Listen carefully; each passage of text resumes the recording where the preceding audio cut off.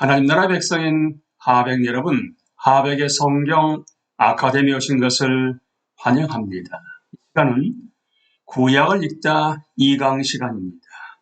1강에서 이미 얘기를 나눴던 빈 무덤, 캐스켓 엠티 프로젝트에 이어서 두 번째 시간입니다. 구약에 해당되는 단어인 캐스켓, 무덤이란 의미는 창조의 크리에이션의 C, 아브라함의 A, 신의 시나이의 S, 왕정의 킹스의 K, 포로의 엑사일의 E, 성전의 템플의 T가 각각 모여져서 캐스켓이 되었습니다. 하나님의 구속 계획에서 전환점이 되는 주요 사건들에 대해서 함께 나눕니다. 각 시대는 주요한 사건을 통해서 구별된다는 사실을 알아야 합니다. 국가마다 한 시대에서 다음 시대로 넘어가는 중대한 사건들이 있기 마련입니다. 그러한 사건들로서는 예를 들게 되면 전쟁, 지도자의 등장, 경기 침체나 호전, 내전, 종교 개혁 등이 있습니다. 어쨌든 기본적인 원칙은 중대한 사건이 생겨나면 한 시대가 다음 시대와 구분된다는 것입니다. 하나님의 구속 계획에서도 전환점을 이루는 구약의 주요 사건들을 파악할 수가 있습니다. 구약 성경은 하나님의 백성이 살아온 역사이기 때문에 그러한 사건들의 연도도 파악할 수가 있습니다. 그러니까 캐스켓이라는 단어와 각 시대별 연도 그리고 각 그 시대에 해당되는 핵심 사건과 인물들을 기억할 수 있다 하게 되면 하나님의 구속 이야기를 깨달을 수 있는 틀을 잡은 것이라고도 말씀드릴 수 있습니다. 그렇다면 왜 빈 무덤인가? 캐스켓 엠티인가? 구약 성경을 왜 무덤이라고 했는지 그 이유를 설명하고자 합니다. 어쩌면 이 제목이 다소 끔찍하다는 생각을 했을지도 모릅니다. 물론 실제로 그렇습니다. 그렇지만 무덤이라는 단어를 사용한 이유는 이 단어가 성경 처음 몇 장에서 일어났던 일을 생생하게 일깨워주기 때문입니다. 하나님은 아담에게 명령을 내리시면서 그 명령에 순종하지 않으면 사망이 임할 것이라고 말씀하셨습니다. 그렇지만 아담은 금지된 열매를 먹어서 그 명령에 불순종했고 그 결과 사망이 인류 이야기에 들어오고야 맙니다. 게다가 구약 성경을 찬찬히 살펴보시게 되면 죄의 문제는 이스라엘 이야기에도 똑같이 나타난다는 점을 깨닫게 됩니다. 하나님의 백성인 이스라엘도 아담과 같이 하나님의 법을 어기게 됩니다. 따라서 캐스켓, 무덤이라는 단어는 이스라엘 그리고 우리의 근본적인 문제가 바로 우리를 죽음으로 이끄는 죄라는 점을 뼈저리게 느끼게 합니다. 그렇지만 성경 전체를 포괄하는 단어는 캐스켓이 아닌 캐스켓 엠티, 빈 무덤입니다. 이는 죄와 죽음에 대한 해답이 메시아의 빈 무덤에서 제시되었다는 사실을 나타냅니다. 전체 성경에 해당하는 빈 무덤, 캐스켓 엠티, 빈, 엠티라는 단어는 신약에 해당하는데 신약 시대를 5개로 구분하여 우리를 구원하시려는 하나님의 목적을 깨닫게 합니다. 신약의 5시대는 대망, 영어로 expectation입니다. expectation, 메시아, 메사이아, 오순절, 펜테코스트, 가르침, teaching, 아직 임하지 않음, yet to come에 각각 맨 앞자를 따서 만든 단어가 empty입니다. 그러니까 구약의 캐스켓, 신약의 empty, 캐스켓 empty 빈 무덤이라는 단어는 그리스도의 빈 무덤이 하나님의 새로운 창조의 시작이자 죽음에 대한 승리이며 아직은 오지 않았지만 반드시 말 우리의 부활을 보증한다는 의미입니다. 그러니까 빈 무덤, 캐스켓 엠티를 알면 우리는 모든 민족을 향한 하나님의 위대한 구속 이야기를 이해하고 또 나눌 수 있습니다. 빈 무덤이라는 단어만 기억할 수 있게 되면 그리스도와 그리스도의 사역을 중심으로 성경의 모든 이야기를 기억할 수 있는 틀을 갖춘 것입니다. 이제 구약 연대표에 대해서 조금 구체적으로 살펴보도록 하겠습니다. 크리에이션의 C자를 따서 창조시대는 캐스켓의 맨 앞에 등장하는 C입니다. 두 나무, 그러니까 에덴 동산에 있었던 선악과와 생명나무는 창조시대를 나타냅니다. 하나님은 아담에게 한 나무의 열매를 먹지 말라고 했지만 아담은 순종하지 않았습니다. 그 한 나무가 어떤 나무인 줄 아시죠? 선악과죠. 결국 아담은 하나님의 임재에서 추방되어 사망에 이르게 됩니다. 그러니까 이 두 나무, 선악과와 생명나무는 동산의 모든 생물의 정중앙에 있었고 그 열매, 선악과 열매를 먹으면서 세상에 죄가 들어왔기 때문에 두 나무는 창조시대에 있었던 중대한 사건을 상징합니다.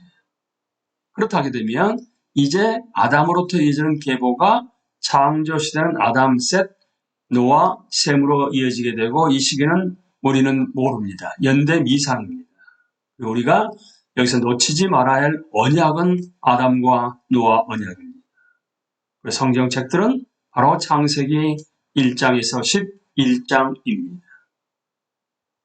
이제 두 번째, 아브라함, A죠. 캐스켓의 두 번째 A입니다. 여기서는 선물은 아브라함 시대를 나타냅니다. 아브라함은 나이가 많았고 살아도 아이를 낳을 수 없는 처지였습니다. 하지만 아브라함은 하나님이 약속하신 대로 자신에게 아들을 주실 수 있다고 믿었습니다. 아브라함은 하나님을 모르는 사람이었지만 하나님은 그의 믿음을 보시고 아브라함을 의롭다 하셨습니다. 이신칭의죠. 선물은 의롭다 하심이 하나님께서 은혜로 베푸신 선물이라는 사실을 강조합니다. 그럼 아브라함 시대의 계보는 아브라함과 이삭과 야곱이죠.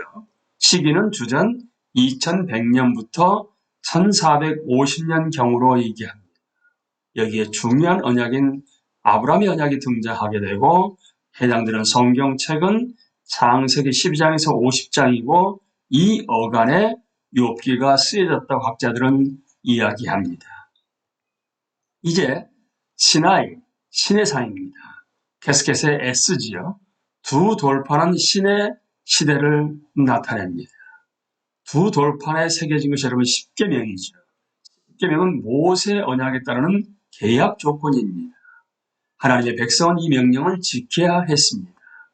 이 명령을 따르지 못하는 것은 언약을 파기하는 것과 같았습니다. 십계명을 생각하면 율법이 이 시기에 주어졌으며 율법은 하나님이 이스라엘과 맺으신 언약의 핵심이라는 사실을 기억할 수가 있습니다. 그렇다면 이 시대는 이스라엘 12지파와 유다로 이어지게 되죠. 왕권이 유다를 통해서 면면이 이어지고 있기 때문에 시기는 주전 1450년경부터 1050년경이고요. 중요한 언약인 모세 언약이 이 시기에 나오게 되고 성경은 출애굽기, 레위기, 민수기, 신명기, 여호수아, 사사기, 룻기가 이 시대에 해당합니다. 그리고 이어지는 왕정, K죠. 킹스의 계속해서 네 번째입니다. 왕과는 왕정 시대를 나타냅니다. 하나님은 사람을 자신의 형상으로 창조하시고 왕과 같이 하나님을 대변하라고 하셨습니다. 하나님은 이스라엘, 야곱에게 유다를 통해서 왕을 주시겠다고 약속하셨는데 이 약속은 그 왕의 계통이 끊이지 않고 계승될 것을 나타냅니다. 그리고 하나님이 일으키실 다윗의 자손을 통해서 그 약속은 현실이 됩니다. 여기 계보는 사울이지만 첫 왕은 다윗부터 유다 지파가 등장하게 되고 솔로몬을 이어서 히스기야, 요시야로 이어집니다. 이는 주전 1050년부터 586년경이고요.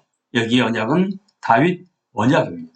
성경은 사무엘 상하, 열왕기 상하, 역대 상하, 시편, 잠언, 전도서, 아가서, 이사야, 예레미야, 예레미야, 에가, 에스겔, 다니엘, 호세아, 요엘, 아모스, 요나, 미가, 나움, 하박국, 스바냐가 이 시기에 쓰여진 성경들입니다. 이어지는 포로, 엑사일입니다. 이제 5번째죠. 독수리는 모세 언약에 따르는 저주 및 포로 시대를 나타냅니다.